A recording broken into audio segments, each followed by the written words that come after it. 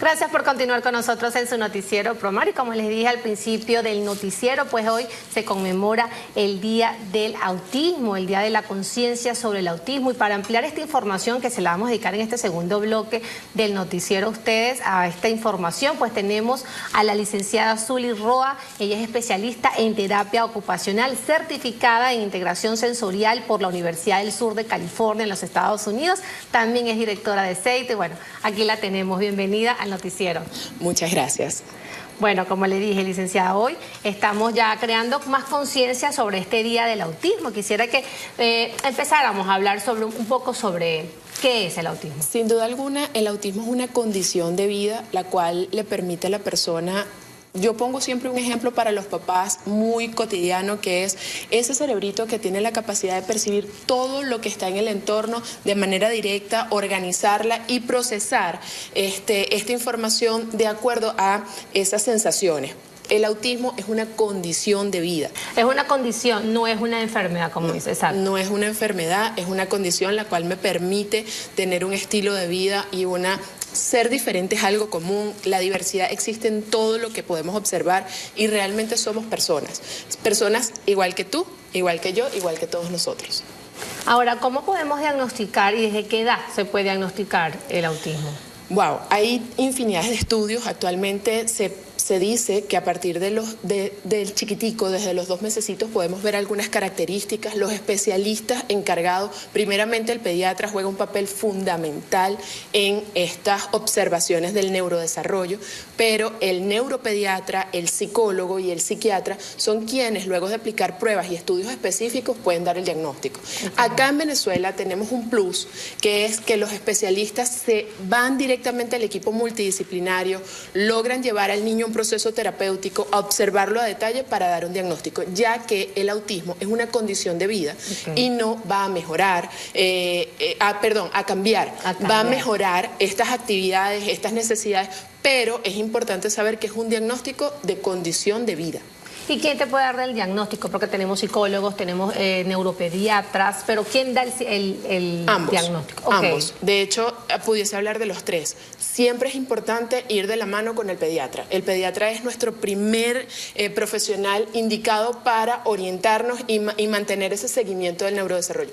Pero el neuropediatra aplica algunas pruebas, manda a hacer algunos exámenes como una resonancia, como un electro, distintos estudios que se hacen. En consulta, el neuropediatra también le solicita al niño algunas actividades, cómo es su juego, cómo es su contacto visual, cómo es su socialización, al igual que el psicólogo. Nosotros los terapeutas o los especialistas en esta área utilizamos el juego como la principal ocupación del niño para que él se interese y muestre sus habilidades y destrezas. Hay una diferencia entre, digamos, hablando ya con los padres, que de repente se dan cuenta de algunos factores, de algunos detalles, pero deciden ignorarlos porque de repente piensan que es normal, que si va cambiando a medida que crece. ¿Puede haber una diferencia entre esos padres que no atacan de una vez, no diagnostican y no accionan, a unos que sí accionan de una vez? ¿Sí hay una diferencia? Sí. Sinceramente, un diagnóstico no es un pronóstico. ¿Qué te quiero decir con esto? Es muy difícil para nosotros los padres primerizos darnos cuenta que nuestro hijo tiene una necesidad o unas características distintas a los otros. No es recomendable comparar. Pero ciertamente papás que tienen un hijo mayor y luego el pequeño tiene algunas características que puede ser que salgan de la media, entonces el papá se le hace un poquito más fácil. Claro. Ciertamente un niño intervenido en el proceso a muy corta edad, muy chiquitico, va a tener un pronóstico de vida en donde va a poder aprender, donde va a mejorar, donde va a tener capacidades y herramientas para desenvolverse en los diferentes entornos. ¿Qué pasa con esos niños que no simplemente los dejaron pasar y bueno, no fueron de alguna forma motivados e incentivados con terapia ocupacional o con psicólogos? ¿Qué pasa con esos niños? Mira, algunos niños aprenden al pasar del tiempo algunas herramientas, pero ciertamente el camino es un poquito más cuesta arriba. Siempre papá y mamá son los principales terapeutas, son los que le dan esa herramienta a ellos. Nosotros conocemos a nuestros hijos, puede dolerles, por ejemplo, cortarle las uñas, cortarle el cabello, algunos espacios en donde haya mucha iluminación o mucho contacto social con el otro, y eso me puede generar un caos. nosotros como papás siempre tratamos de sacar al niño de estos espacios y sin, a lo mejor desde el desconocimiento, pero desde ese sentido muy maternal o muy paternal, podemos arropar a nuestro hijo y brindarle esas herramientas.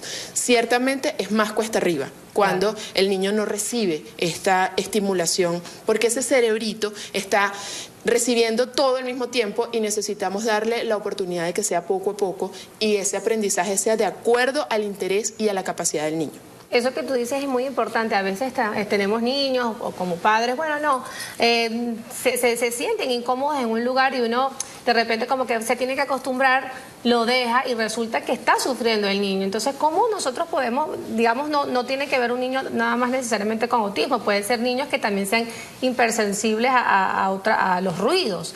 ¿Qué se les recomienda acá a los padres cuando pasa eso? Es súper importante pensar en el autismo como el espectro cuando vamos a comprar una pintura y nos enseñan los colores. Por ejemplo, el color blanco, nos dicen blanco perlado, blanco clarito, blanco hueso.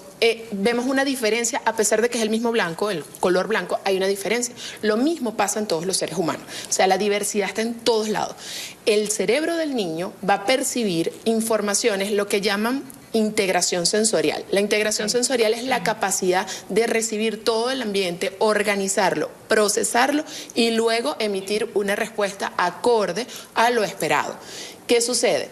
Hay niños que alguna sensación, por ejemplo la luz, les puede generar dolor en la piel, algunas texturas, por eso tenemos algunas hipersensibilidades alimentarias y es un reto para los papás. Sí. Ellos manifiestan dolor al puré de papa y simplemente al verlo, que mamá lo está sirviendo, pueden arquear y de hecho pueden vomitar.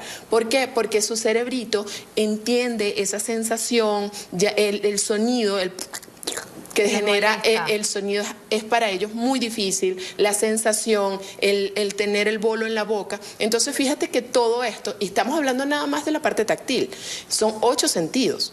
En el colegio nos han dicho que son 5. Son 5, exacto. Pero cuéntame de esos 3. Son el olfato, la vista, el gusto, la audición. El tacto no solamente está en las manos, el tacto está en todo nuestro cuerpo y algo interesante, el tacto nos permite lo que es el cuidado al peligro, pero también está muy relacionado con la memoria.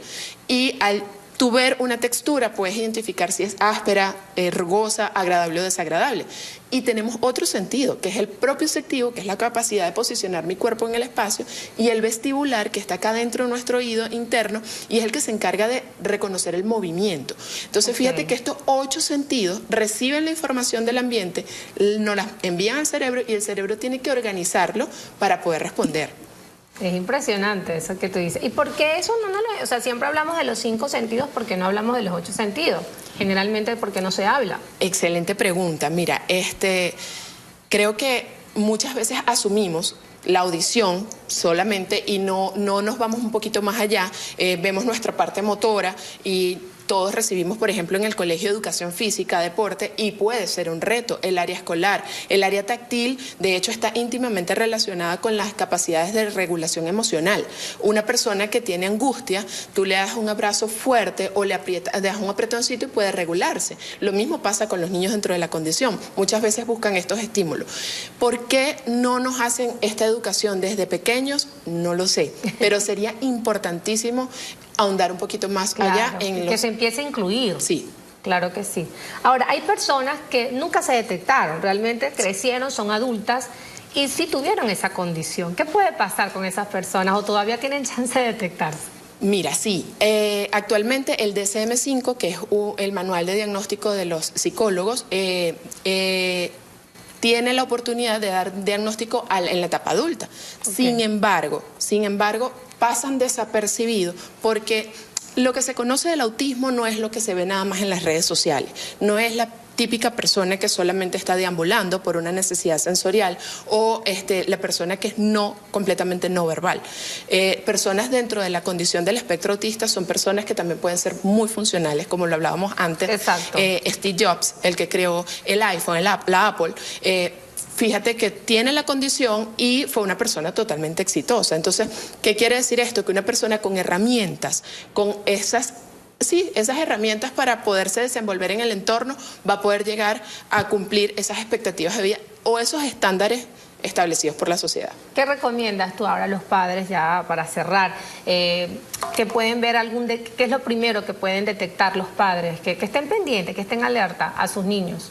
Observemos el contacto visual, observemos las habilidades de comunicación, observemos esa sensibilidad de nuestros hijos ante los cambios de rutina, los cambios de ropa, cómo es cuando se cortan las uñitas, cómo es ante por ejemplo, cuando vamos a un cumpleaños, si se tapa los oídos con frecuencia, si rechaza algunos estímulos.